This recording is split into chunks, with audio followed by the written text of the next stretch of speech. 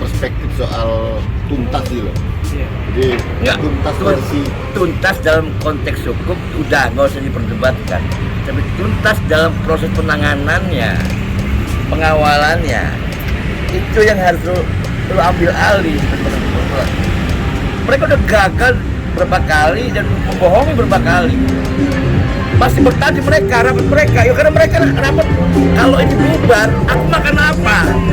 Aku tinggal di mana? kalau perdebatannya itu kan menjadi receh banget kan. Gedung KNPI adalah gedung pemuda untuk aktivitas kepemudaan, bukan aktivitas Aremania. Satu, udah melanggar.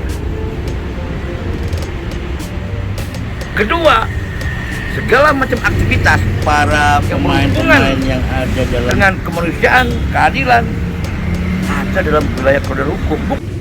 Para pemain-pemain yang ada dalam konteks pembelaannya. Kok bisa ngomong gitu? Gue sudah ketemu semua dan itu adik-adik gua kok gimana? Jadi ini sebenarnya bagian dari sesuatu yang sudah direncanakan gitu loh. Ya kan gua bilang perjalanan gua selama 2 minggu sebelum kejadian 2 kali gua keliling Jawa. Gue menemukan banyak hal, termasuk kesimpulan gue tentang Jawa Timur. Bahkan ada informasi akan ada 2 wilayah, 2 titik di Jawa Timur yang meledak. Hanya gara-gara persoalan ABCD di Jakarta. Kalau itu yang terjadi kan seolah-olah kita ini cuma menjadi tumbal saja kan kalau begitu kan. Semua sih enggak, kerusuhan Kanjuran itu adalah apa ya? Gini, kerusuhan Kanjuran ini adalah kerusuhan yang tidak melalui proses perencanaan, tetapi terjadi. Karena kalau sampai kemudian itu terjadi di 2 titik yang direncanakan, aku bilang ada efeknya. Ini kebetulan aja itu ya. Kebetulan sehingga menjadi bagian dari skenario itu. Bukan kebetulan, tetapi mainstreamnya memang harus ada, tapi tidak apa ya, dilokalisir ke situ pada akhirnya. Yang lain tidak terjadi, tapi malah itu yang terjadi. Nah ini hanya orang intelijen yang mampu membaca ini. Artinya bukan karena harus dibalang, enggak, tapi kenapa sih ada persoalan besar di negara ini yang kemudian harus dialihkan? Bayangan saya namanya operasi intelijen itu selalu by design, Mbak. Kalau nggak by design, Ya, kalau lo nonton film James Bond kan nggak selalu begitu. Atau lo kalau gini, kayak gua pengen ngomong gini. Ada satu peristiwa besar yang kemudian menandakan sesuatu di spot A gitu ya, atau di B gitu. Lalu kemudian reaksi. Nah reaksi inilah yang kemudian menjadikan menjadikan situasinya berubah. Contoh, nih gua mau kasih tahu deh, contoh ya. Nggak, coba kita peristiwa di Mabes Polri. Munculnya diagram judi. ya, Oke? Ya. itu menyebabkan ini ya, kalau polisi tidak bekerja optimal. Loh, sekarang kalau ngomong salah polisi ya, memang bersalah. Tapi kalau kemudian polisi dibangun stigma, terus kemudian mereka nggak bekerja, goblok kalian. Kita bayar pajak untuk mereka bekerja. Lalu yang mau jaga keamanan Aremania, mau mereka malas-malas kok. Gini lah Bang, aku ini kan termasuk di Malang nih Bang. Aku ini juga bingung, tuntasnya itu sampai di mana? Lu orang hukum tuntasnya ketika dilaporkan, lalu kemudian sampai P21, lalu peradilan selesai. Ada putusan pengadilan, tuntas dong. Cukup di situ lah. Nah, iya kan. Kalau itu yang dia maksud tuntas kan berarti sudah selesai. Makanya Bang. pertanyaannya mereka saja sendiri bingung. Iya. Kalau saya sudah punya konsepnya, mulai dari pidana sampai gugatan perdata sampai Tata negara. udah ada. Berarti kan mereka main-main nih. itu ya, ya. Termasuk juga keadilan ke semua penyintas. Ketika orang mau bicara keadilan, lo jangan berebut keadilan orang lain. Di jalan ada hak orang lain. Di wilayah ada hak orang lain mencari makan. Gara-gara Aremania yang nggak jelas itu, orang nggak bisa makan, nggak bisa hidup.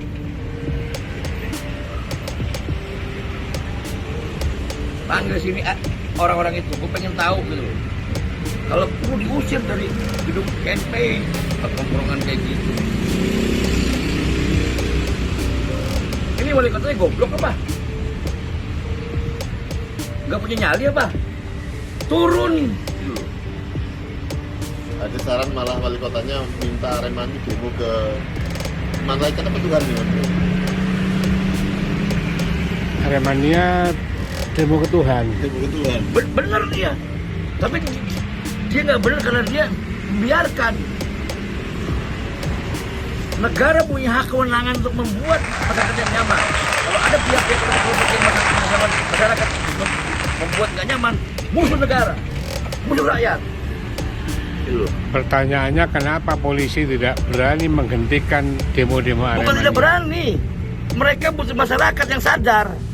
Hari ini masyarakat Malang nggak sadar kalau mereka dikelabui oleh oknum pengacara, oleh aktivis-aktivis recehan, oleh Aremania, tokoh-tokohnya yang terlibat dalam jual beli perkara jual beli kartis fiktif. Tapi kenyataan di lapangan pasca kejadian Kanjuruhan, dengan maraknya tuntutan para Aremania, kami bisa melihat di lapangan kepolisian mengamankan sampai. Lo karena bukan nggak selama ini. Lo gimana? Kalian lah yang membuat polisi tidak menjalankan tugasnya. Nah sekarang saya kesini pengen ngomong, ayo kita duduk bareng, ya kan? Jalankan hukum dengan benar. Ini kelompok ini sudah selesai. Tapi saat ini kan memang Aremania merasa belum puas dengan apa yang Ya, kita mereka bukan siapa-siapa. Udah ngomong nggak puas. ya memang Aremania kan global, semua Malang ya Arema gitu Ya. kan. Ya bukan masalah puas nggak puas. Kalau lu mau puas udah, kalau begitu nggak usah ngomong, ya. Nggak usah ngomong ini tragedi Indonesia ataupun nggak usah. Bikin negara sendiri Aremania, negara nggak usah ikut Indonesia. Nggak usah pakai KTP Indonesia, nggak usah pakai bendera Indonesia, nggak usah pakai kode pos Indonesia. Bullshit Aremania. Nih gue yang ngomong. Karena Anda meminta keadilan pada Indonesia, Anda harus patuh pada hukum Indonesia. Ada aturannya, ada salurannya. Aremania bukan Tuhan, bukan jenderal. Mereka supporter sepak bola. Titik.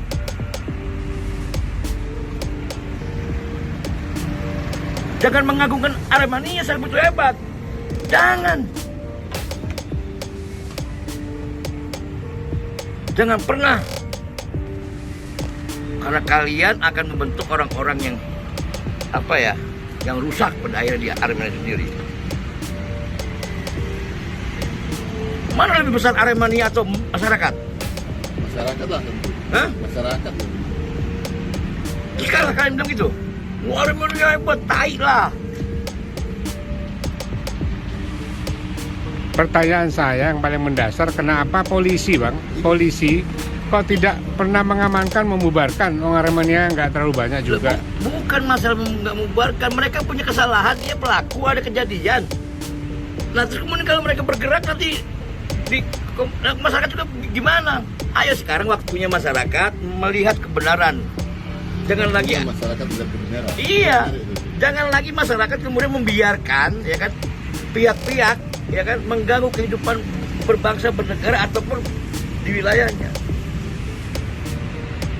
Simple kok kalau gua. Yang membuat gua curiga, maka gua bilang kenapa ini masalah jadi panjang lebar. Buktinya kemarin gua ketemu kelompok lain. Simple bos. Karena ngerti hukum kita A, B, C, selesai. Lo ngomong dengan Aremania yang katanya hebat itu nggak ada kok. Karena dibalik mereka ngomong hukum ada kepentingan mereka. Satu, organisasi gua harus dilegalkan. Karena gua sempalan harus jadi sah. Begitu. Padahal gua nggak punya kuasa. Terus Ada pengacaranya juga yang baru lulus kuliah. Pengen gaya-gayaan biar dikenal sama pabrik. Gue ini pengacara rakyat. Aremania. Nanti harga gue mahal. Flat.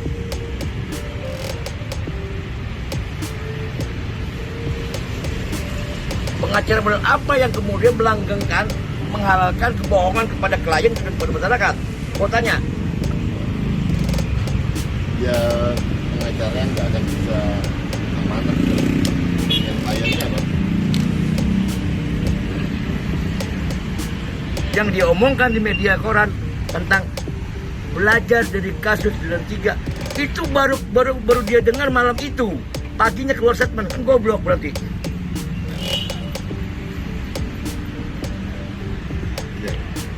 Terkait dengan ini Arema yang ke Jakarta gimana Bang?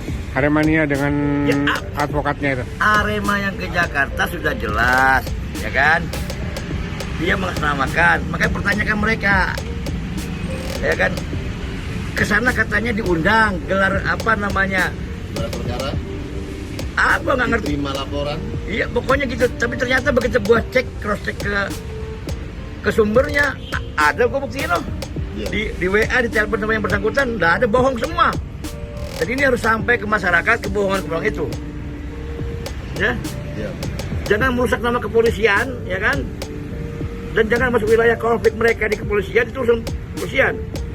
Tapi kalau ada pihak-pihak yang berkepentingan merusak dan membohongi masyarakat Malang dan kepolisian, kena pasal dia. Ya. Men- Itu poin. Iya, menurut Abang, apa dia nggak berhitung ya mereka ya, para pendamping ini? Kok berani masuk ke konflik polisi? Nah, kalau itu mereka yang penting ngetop, ya kan, masuk TV, ya malu, mereka nggak punya modal, baik modal otak ataupun modal yang lain-lainnya. Mereka adalah kata kodok lompat yang kemudian ya itu memanfaatkan Ekonomi aja berarti. iyalah. Makanya gua tantang suruh ngomong gua sini, ayo buka-bukaan kita. Apa perlu gua buka jaringannya yang di Jakarta, siapa yang bikin tiketnya berangkat, siapa yang ngasih makan, siapa yang jangan macem-macem deh. Gitu. Ya. Ya kalau ke depan ini mesti ada evaluasi besar terkait dengan apa yang sudah dilakukan. Saya sudah keliling, ketemu semua ada teman-teman itu, saya bilang ini 5 poin saya kasih ke kawan-kawan. Ada kan sama lo? Sudah, Bacain, ya. bacain poin-poinnya. Dan poin-poin gue itu sangat sederhana, tidak ada muatan politik, tidak ada muatan aneh-aneh. Gue menjaga yang namanya persatuan, persaudaraan anak-anak Malang. Coba bacain. Ya. Poin-poinnya pertama, rekonsiliasi di lapangan terhadap pendamping dan korban berdasarkan legalitas dan konstruksi hukum. Kedua, kita harus melakukan pembersihan kepentingan di luar hukum dan memisahkan antara korban dan supporter yang tidak terkait dengan peristiwa hukum. Tiga, kita harus mencari formula hukum yang tepat, cepat, dan cermat sekalipun dimulai lagi dari nol. 4. Kita harus fleksibel terhadap lawan-lawan kita, baik pidana maupun perdata, serta membagi tugas sesuai dengan kompetensi tanpa melibatkan kepentingan di luar hukum dengan membagi peran. 5. Menjadikan kasus Kanjuruhan menjadi tragedi nasional dan dunia, maka semua pihak harus mau bermusyawarah untuk duduk bersama. Itu Bang. Ada lagi, tambahan lagi. Ini ada 2 poin tambahan. Porsi yuridis dan porsi advokasi saling mengisi dan melengkapi. Lawan kita akan menjadi kawan dalam menegakkan hukum yang berkeadilan. Pertanyaan gue sederhana, dari banyak kelompok dengan satu kelompok ini, ya, yang nggak jelas konstruksi hukumnya, yang nggak jelas metodologinya, yang nggak jelas aksinya,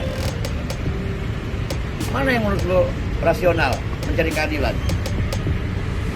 Di dalam pembelaan hukum itu kan kadang-kadang metodologi itu bisa sangat beragam. Bukan, gue tanya dari semua ini mereka sepakat nih, udah nih. Ya, Ini anak nih gimana? Kelompok ini gimana? gimana Bang? Kelompok yang iya, nggak mau mereka. bukan. Gimana mau mereka larinya kenceng banget dan mereka udah membohongi. Nggak ada aksinya. Nggak ada konstruksi hukumnya. Pantas untuk dibilang tim gabungan. Mau gabungan apa? Gabungan para gembel yang cari makan. Gabungan para petualang aktivis yang mau cari proyek proposal orang mati. Gabungan para pengontrak yang diusir sama orang yang punya kontrakan lalu numpang nginep di gedung KNPI. Fakta kok. Ya. Waktunya masyarakat melihat kebenaran, Bang ya. Waktunya masyarakat Malang melihat kebenaran. Kebenaran mendapatkan keadilan, kebenaran siapa yang bekerja untuk keadilan, ya, tanpa embel-embel kepentingan. Dan itu nanti yang harus Berarti judulnya cari kebenaran untuk menuju keadilan, gitu kira-kira.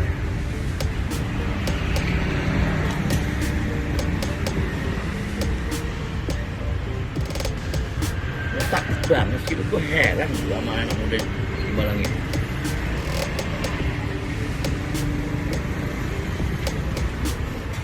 Ya.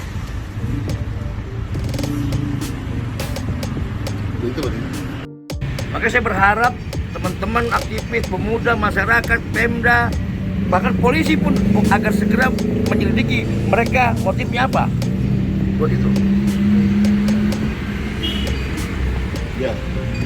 Ya perlu emang kalau begitu. Perlu untuk setidaknya dievaluasi lah. Lu punya hak kok dibanding mereka. Emangnya berkuasa di Malang ini Aremania? Tidak, masyarakat Malang yang punya legalitas standingnya.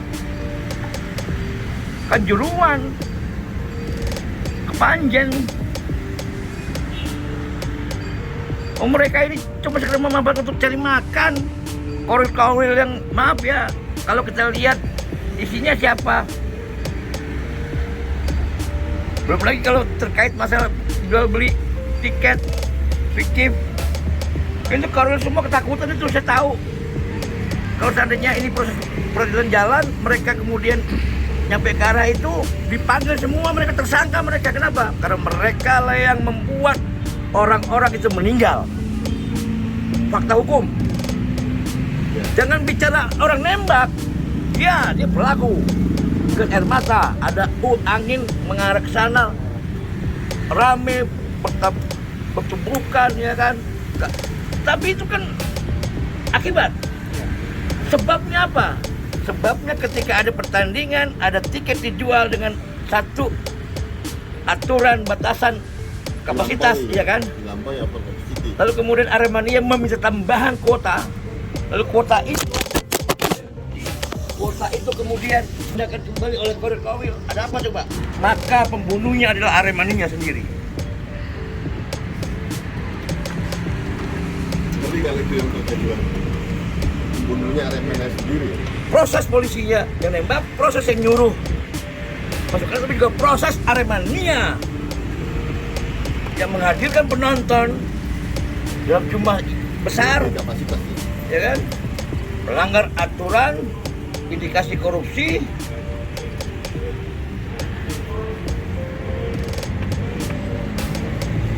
Jadi jangan mereka teriak usut tuntas, mereka nggak tuntas. Siapa di balik demo-demo itu? Jangan bilang urunan, bohong.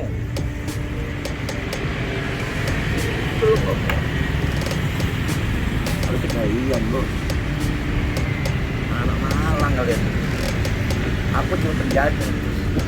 Pernah menjajah Malang. Iya. Memang Arema